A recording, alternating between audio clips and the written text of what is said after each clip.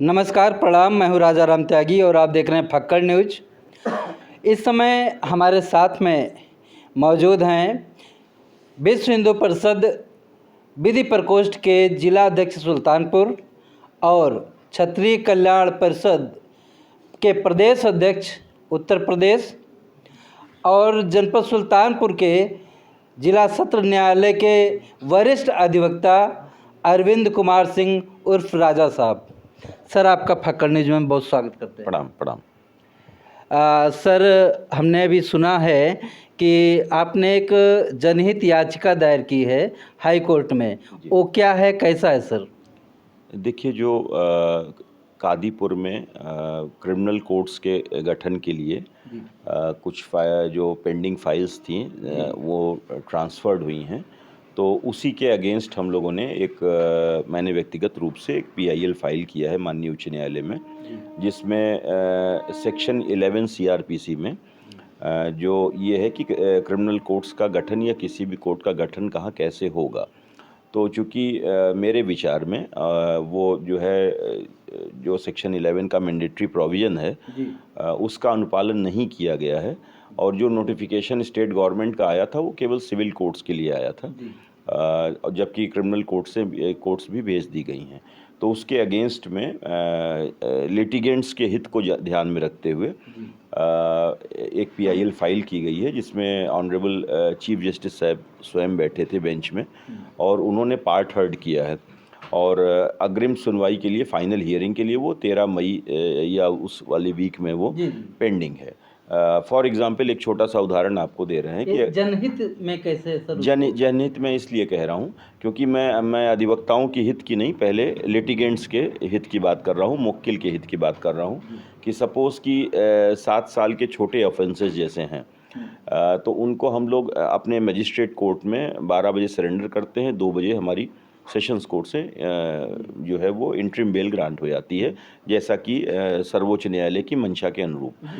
लेकिन अगर 40 किलोमीटर दूर हमारी क्रिमिनल कोर्ट्स बैठेंगी, हमारे मजिस्ट्रेट्स बैठेंगे, तो वहाँ के खारिजे वहाँ बेल का रिजेक्शन कराना और फिर 2 बजे यहाँ जिला जज के कोर्ट में सुनवाई करना, ये प्रैक्टिकली पॉसिबल नहीं है। तो वो जिसको कि सर्वोच्च न्यायालय के मंशा के अनुरूप सतेन अंटिल के केस लॉ के अनुरूप इंटरिम बेल मिल जाना चाहिए, वो भी लिटिगेंट्स जेल जाएंगे। और सर, मैं एक रिक्वेस्ट करूंगा। हाँ। चूँकि हमारे दर्शक जो हैं वो आपकी भाषा को, चूँकि आप अधिवक्ताओं की भाषा का इस्तेमाल कर रहे हैं, उसमें ज़्यादा इंग्लिश वर्ड उसमें तो मैं उसको सरल कर देता हूँ। जी सर। सर्वोच्च न्यायालय की व्यवस्था ये है कि ऐसे छोटे ऑफेंसेस जिसमें अधिकतम सजा 7 साल की हो, उससे अधिक की ना हो, तो वो कैटेगरी A में आते हैं। अच्छा। और उसमें जो है अगर चार्जशीट फाइल है तो हमारा interim bail as a matter of routine वो ऑनरेबल सेशंस कोर्ट से ग्रांट हो जाती है।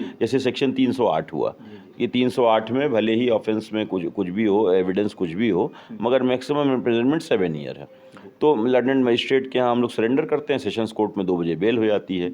लेकिन अगर हमारा मजिस्ट्रेट 40 किलोमीटर दूर बैठेगा तो उसका रिजेक्शन ऑर्डर 40 किलोमीटर दूर लाकर सुल्तानपुर में दाखिल करना ये प्रैक्टिकल नहीं है। अच्छा। दूसरा, हम छोटा सा ट्राइबल वाइज मजिस्ट्रेट की बात कर रहे हैं कि अगर 452 की बेल हमारे मजिस्ट्रेट ने कादीपुर में खारिज कर दिया तो उसकी bail same day sessions court में पढ़ना और इंटरिम बेल करना 40 किलोमीटर दूर, ये प्रैक्टिकली पॉसिबल नहीं है। तो ये तो हुआ गया कि प्रैक्टिकली जो है ये जो कमियां हैं वो जो विधि की मंशा है, जो लेजिस्लेचर की मंशा है, उसके प्रतिकूल है। दूसरा ये कि लेजिस्लेशन ने हमारे यूपी गवर्नमेंट ने क्रिमिनल कोर्ट्स के लिए ऐसा कोई स्पेसिफिक जो है वो नोटिफिकेशन जारी नहीं किया है। जो नोटिफिकेशन एक आया था वो सिविल कोर्ट के लिए आया था, और सेक्शन 11 की मंशा बिल्कुल क्लियर है। तो सेक्शन 11 का नॉन कंप्लायंस और प्रैक्टिकल जो डिफ़िकल्टीज़ हैं, और सबसे बड़ी बात तो ये है कि देखिए, जितना ही हमारा मजिस्ट्रेट और सेशन जज का, ऑनरेबल सेशंस कोर्ट का जो एक संबंध होता है, वो बहुत ही ऐसा संबंध होता है कि जो इरसेपरेबल होता है, कि हर अपील, हर रिवीजन वो मजिस्ट्रेट के या कोई रिमांड आता है तो हर चीज़ के सेशंस कोर्ट में आना है। तो ऐसी हालत में जहां स्टेट गवर्नमेंट का भी कोई स्पेसिफिक नोटिफिकेशन ना हो क्रिमिनल कोर्ट्स के लिए, सिविल के लिए तो था, तो उसको ऑनरेबल चीफ जस्टिस ने पार्ट हर्ड किया है और काफ़ी संतुष्ट थे। स्टेट गवर्नमेंट की तरफ से स्टैंडिंग काउंसिल द्वारा उसमें जो है वो मौका लिया गया। जब उनके पास कोई जवाब नहीं था तो उन्होंने मौका सीख किया। अब चूंकि ऑनरेबल चीफ जस्टिस साहब 13 मई वाले वीक में फिर दोबारा से लखनऊ बेंच में बैठेंगे, तो 13 मई के बाद कभी भी इस पर जो है वो सुनवाई होगी और हमें उम्मीद है कि न्याय मिलेगा, लिटिगेंट्स का हित सुरक्षित होगा। एक अभी जल्दी की घटना है सर, उसके बारे में चर्चा करना चाहेंगे। कुछ दिन पहले सर डॉक्टर तिवारी हत्याकांड हुआ था और उसमें ब्राह्मण समाज कहीं का भी हो और सुल्तानपुर में पूरा एकदम हल्ला मचा दिए थे। और उसमें जो है विजय नारायण सिंह वो इन्वॉल्व हुए थे, जेल भी गए थे, लेकिन जेल से जब वो छूट के आते हैं तो उनकी हत्या हो जाती है। अब चूँकि सीसीटीवी फुटेज से भी ये निकलता है, मिला कि एक आदमी ने आके उनको गोली मार दिया सरेआम दिन दहाड़े। सर यहाँ पे प्रश्न ये आता है कि कुछ लोग इसको चूँकि वो इसमें इससे जुड़े हुए थे, बिल्डर क्या बोलेंगे सर, प्लॉटिंग, हाँ, बिजनेसमैन कह लीजिए, हाँ, प्रॉपर्टी डीलर जी, ये ज़्यादा अच्छा रहेगा। तो प्रॉपर्टी डीलिंग से जुड़े हुए थे, तो कुछ लोग ये कहते हैं कि प्रॉपर्टी डीलिंग में जो उनके साथी रहे हैं उन्होंने उनकी हत्या कर दी। कुछ लोग इसको एक साजिश बताते हैं कि नहीं, ये बहुत गहरी साजिश है। इसके बारे में आप क्या कहना चाहेंगे सर? देखिए, पहली चीज़ तो आप ये जानिए कि अपराधी की न कोई जात होती है, न कोई धर्म होता है। और जब डॉक्टर तिवारी जी की मर्डर भी हुआ था तो हम लोगों की तरफ से, क्षत्रिय कल्याण परिषद की तरफ से उनके लिए कंडोलेंस किया गया था, जो आप ही लोग के माध्यम से वो प्रसारित भी हुआ था। तो हम उसको भी कंडेम करते हैं और इस हत्या को भी कंडेम करते हैं। तो पहली चीज़ तो ये कि अपराधी की न कोई जात होती है, न कोई धर्म होता है। हत्या कोई भी हो, वो हत्या होता है, अपराध होती है, जिसको मैं कंडेम करता हूँ। अब रही विजय नारायण सिंह की हत्या का प्रश्न, तो देखिए, एक लचर विवेचना दूसरी चीज़ होती है और साक्ष्य को मिटाना दूसरी चीज़ होती है। जिस होटल में, पल्लवी होटल के अंदर 1 बजे से 7 बजे तक षड्यंत्रकर्ता मौजूद रहे, अच्छा, शूटर को तो केवल एक बहाना बनाया गया कि शूटर तो एक टूल था जिसने इशारे पर या किसी अपने पैसा लेकर एक काम किया।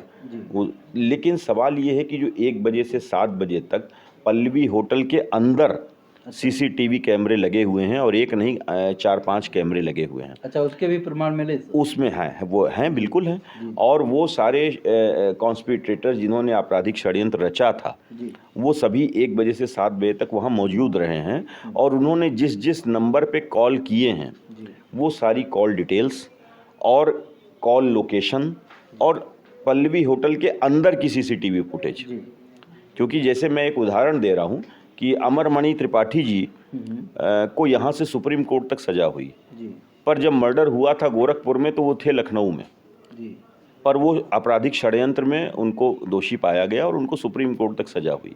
मैं वही चीज़ कह रहा हूँ कि जो बाहर की फुटेज पुलिस द्वारा दिखाई गई है वो तो केवल शूटर को दिखाया गया है और केवल असली जो रियल कल्प्रिट इस केस के पीछे हैं उनको छुपाने का प्रयास किया गया है। तो मैं जिम्मेदारी से इस बात को कह रहा हूँ कि मैं पुलिस की अब तक की विवेचना से संतुष्ट नहीं हूँ और इसी संबंध में वादी मुकदमा की तरफ से माननीय उच्च न्यायालय में फेयर इन्वेस्टिगेशन के लिए रिट फाइल हो चुकी है, जिसमें प्रथम दृष्टया ऑनरेबल हाई कोर्ट ने 7 मई को हमारे आदरणीय पुलिस अधीक्षक साहब से कमेंट भी मांगा है, जिसमें आदरणीय पुलिस अधीक्षक साहब और डीजीपी स्वयं फरीक है।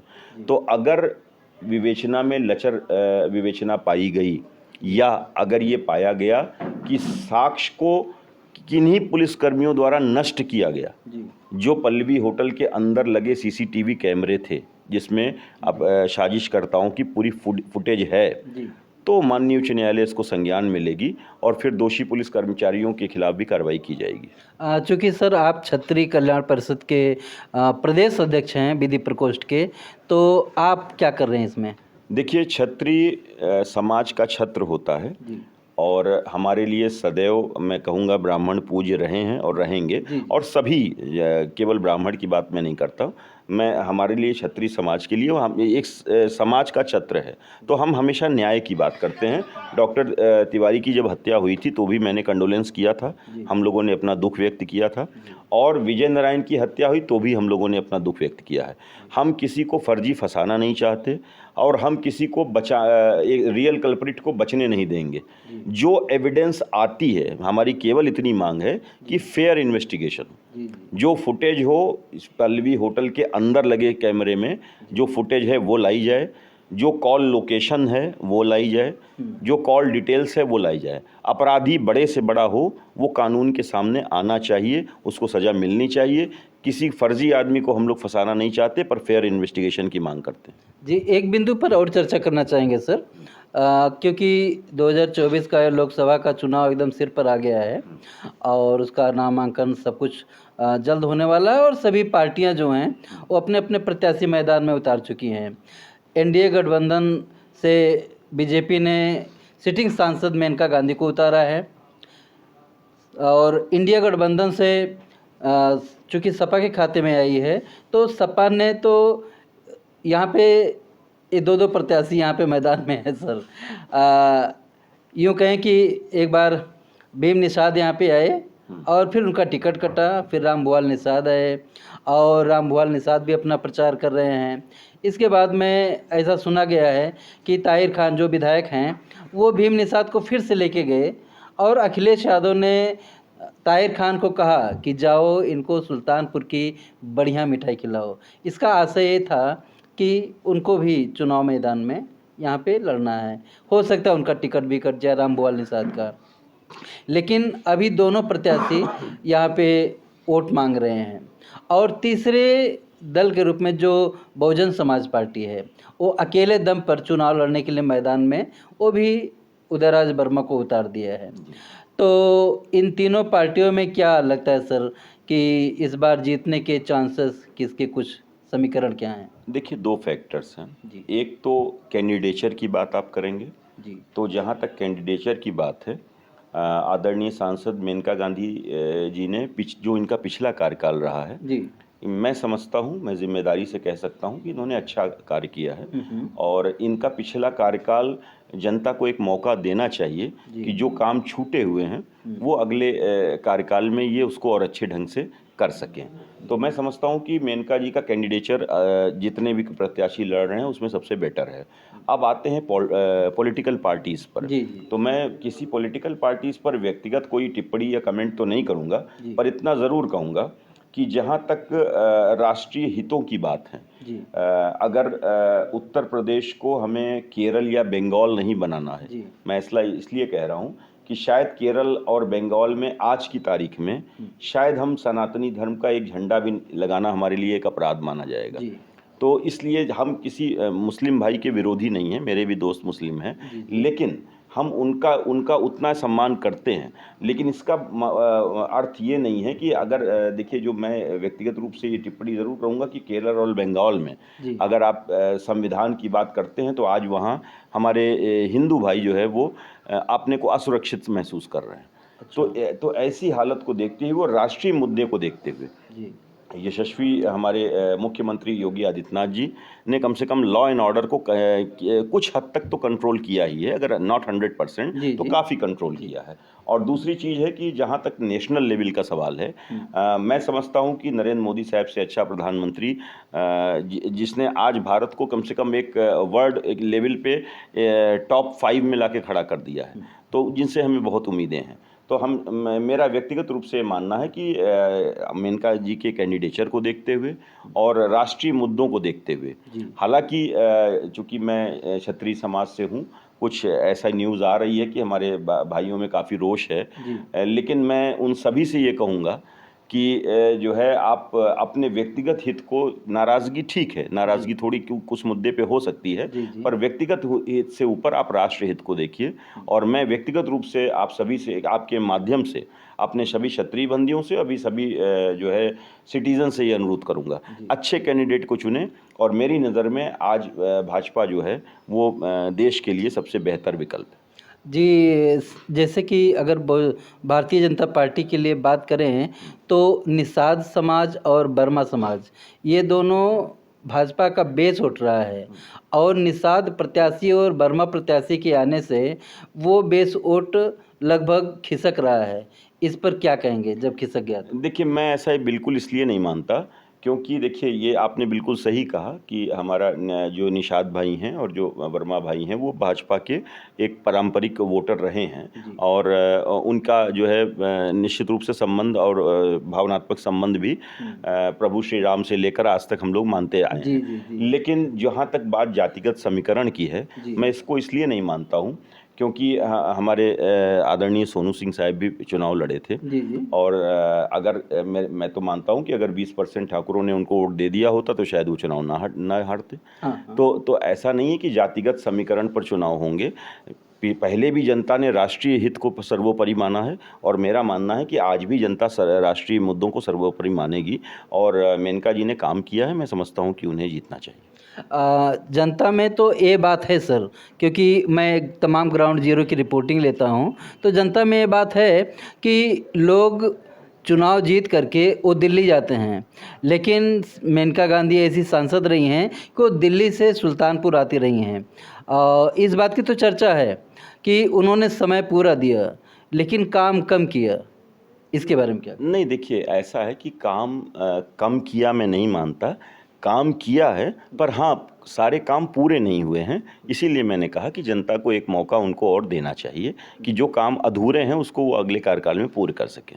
तो क्या आपको लगता है कि मेनका गांधी इस बार से फिर से जो है सांसद हो सकती हैं? मैं निश्चित रूप से मानता हूँ कि इस बार पिछली बार की अपेक्षा ज़्यादा मतों से मेनका जी जो है चुनाव जीतेंगे। तो मैं अपने दर्शकों से ये चाहूँगा कि हमारे अधिवक्ता साहब और फक्कड़ न्यूज़ की जो चर्चा हुई है, इससे आप कितना सहमत हैं कृपया कमेंट बॉक्स में ज़रूर लिखिएगा।